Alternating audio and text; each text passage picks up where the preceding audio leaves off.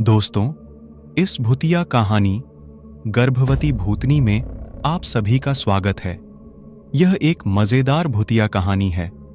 यह भूतिया कहानी आपको जरूर पसंद आएंगी।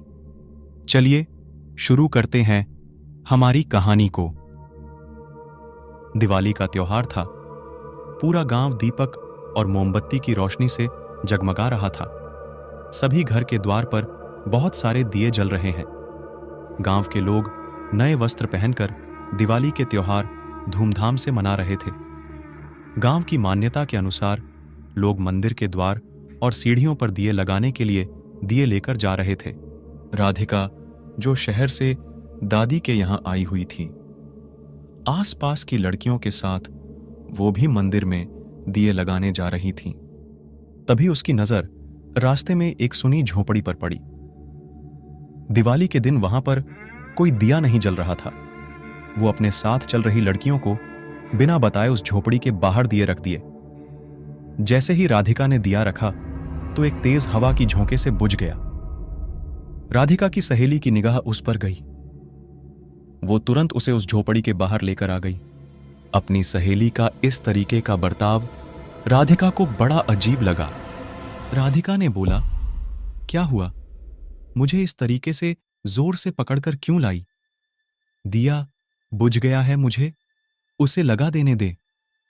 राधिका की सहेली बोली, जिंदा रही तो और ज्यादा दिए लगा देना। फिलहाल यहां से जल्दी चल। राधिका को अपनी सहेली की बात समझ नहीं आई। फिर वो दोनों वहां से चलने लगे। तभी राधिका को पीछे से किसी ने आवाज दी। जैसे ही राधिका ने पीछे देखा, एक औरत सफेद रंग की साड़ी पहनी हुई खड़ी थी। वो गर्भवती भी दिख रही थी। उसने घूंघट कर रखा था। तभी तेज हवा आई, उसका पल्लू नीचे की तरफ सरक गया। राधिका के देखते देखते वो औरत एक कंकाल में बदल गई। यह देखकर राधिका बहुत ज्यादा डर गई। डर के मारे वो वहीं बेहोश हो गई। राधिका की सहेली उसे गांव वालों की मदद से उसके दादी के घर ले आई।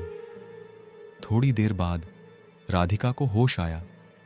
राधिका की दादी ने बोला, बेटा, थोड़ी देर पहले तो अच्छी भली थी, अचानक तुझे क्या हुआ? जैसे ही राधिका अपने दादी को अपने साथ हादसे के बारे में बता ही रही थी, राधिका की सहेली ने उसके हाथ को जोर से दबाया और बोली, कुछ नहीं हुआ दादी, इसको आज इसने कुछ खाया नहीं है ना, इसलिए यह गिर गई।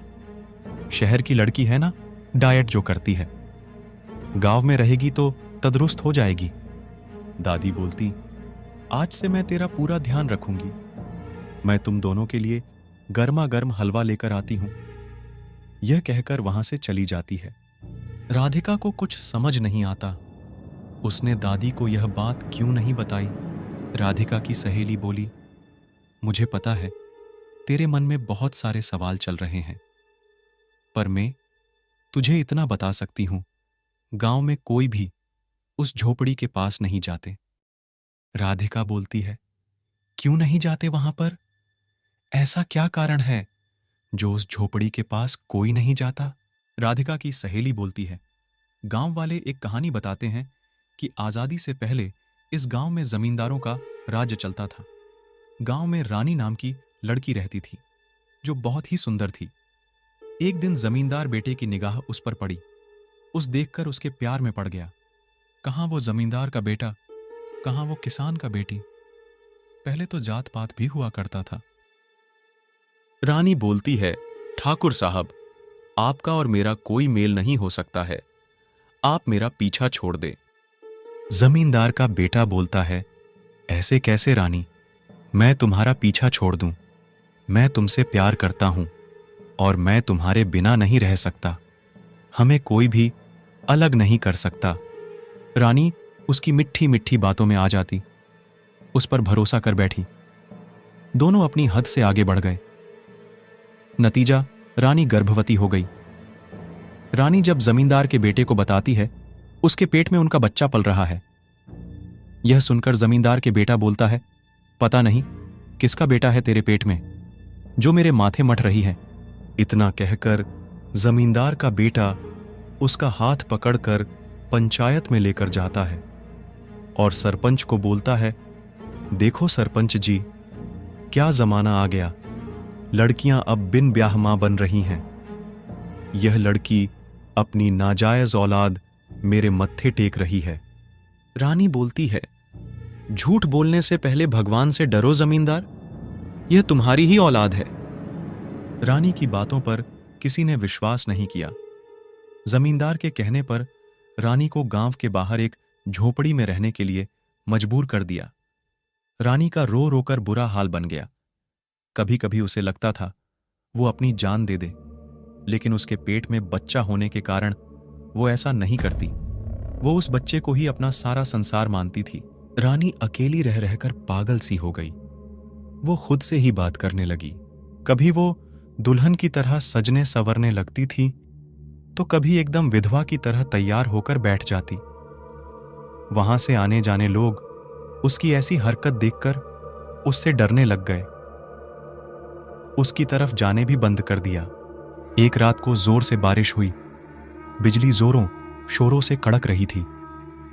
वही रानी का पेट दर्द शुरू होने लग गया। रानी जोर जोर से चिल्लाने लग गई, पर गांव वाले उसकी आवाज को अनदेखा कर देते। रानी ने फिर खुद ही अपने बच्चे को जन्म दे दिया, लेकिन उसका बच्चा मरा हुआ पैदा हुआ। रानी अपने बच्चे को देखकर उदास हो जाती है। वो सोचती, एक मेरा बच्चा ही था जिसके कारण मैं जी रही थी। फिर क्या, रानी अपने साड़ी के पल्लू को छत से बांधकर खुद को फांसी लगा देती है। अगले दिन सुबह होती है तो सब रानी को देखने के लिए जाते हैं, लेकिन रानी को वहां लटका हुए देखते हैं। गांव वालों ने उसका क्रियाकर्म करने का सोचा, लेकिन उसके घर के बाहर एक सांप था, जिन्हें वो लोगों को अंदर ही नहीं जाने दे रहा था। लोगों ने बहुत कोशिश की, पर किसी को वहां जाने ही नहीं दिया। कुछ दिनों के बाद रानी और उसके बेटे का शरीर कंकाल सा हो गया। रानी की आत्मा वहीं पर भटकने लगी। अपने बेटे को खो देने का गम उसे जमींदार से बदला लेने के लिए तड़प रही थी। एक दिन जमींदार के घर पर जमींदार की तेज तेज आवाज आ रही थी। उसकी आवाज सुनकर सभी गांव वाले उसके घर पर आ गए। देखा तो उसके घर में एक आत्मा थी, जो जमींदार की मां को ऊपर लटकाकर रख दिया। जमींदार ने उस आत्मा को बोला, मेरी मां को छोड़ दो। रानी की आत्मा बोली, तूने मेरे साथ और मेरे बेटे के साथ जो किया, उसके लिए मैं तुम्हें नहीं छोड़ूंगी। मेरे साथ प्यार का ढोंग रचाकर मेरा इस्तेमाल किया, फिर मुझे धोखा दे दिया। जमींदार कहता है, मुझसे गलती हो गई, मुझे माफ कर दे। जो तेरे पेट में बच्चा पल रहा था, वो मेरा ही बच्चा था। मैंने इस बात से इनकार कर दिया। मेरे से बहुत बड़ी गलती हो गई रानी, मेरी मां को छोड़ दे। जमींदार की यह बात सुनकर गांव वालों को भी बहुत ही ज्यादा अफसोस हुआ। उन्होंने भी रानी से माफी मांगी। रानी ने उस जमींदार को माफ नहीं किया और बोली, मैंने अपना बच्चा खोया है, साथ में अपनी पूरी जिंदगी एक कैदी की तरह काटी। मुझे मेरे परिवार से और अपने गांव से दूर कर दिया। इसके लिए मैं तुझे माफ नहीं करूंगी। फिर उस जमींदार को हवा में घुमा घुमा करके उसे जोर से जमीन पर फेंक दिया। जमींदार जमीन पर गिरते ही उसका सिर फट गया। उसी मौके पर उसकी मौत हो गई। फिर रानी की आत्मा बोलती, जो भी इस गांव में किसी को धोखा देगा, मैं उसे जिंदा नहीं छोड़ूंगी। अब गांव वाले ने समझा कि सच्चाई से बचना उचित नहीं है और धोखाधड़ी से बचना जरूरी है। कहानी ने उन्हें एक सबक सिखाया। रानी ने अपने बच्चे के लिए न्याय की लड़ाई लड़ी और धर्म की रक्षा की। इससे गांव वालों में नैतिकता और सजगता की भावना बढ़ी। पूरी कहानी सुनकर राधिका ने बोला, यह तो अच्छा ही किया रानी ने। उस जमींदार को उसकी गलती की सजा मिलनी ही चाहिए थी। दोस्तों, उम्मीद करता हूं कि यह भूतिया कहानी गर्भवती भूतनी आपको पसंद आई होंगी। और काफ़ी मज़ेदार लगी होंगी। टू लाइक और शेयर कर दीजिए। तो हम जल्द ही मिलते हैं अपनी अगली कहानी में।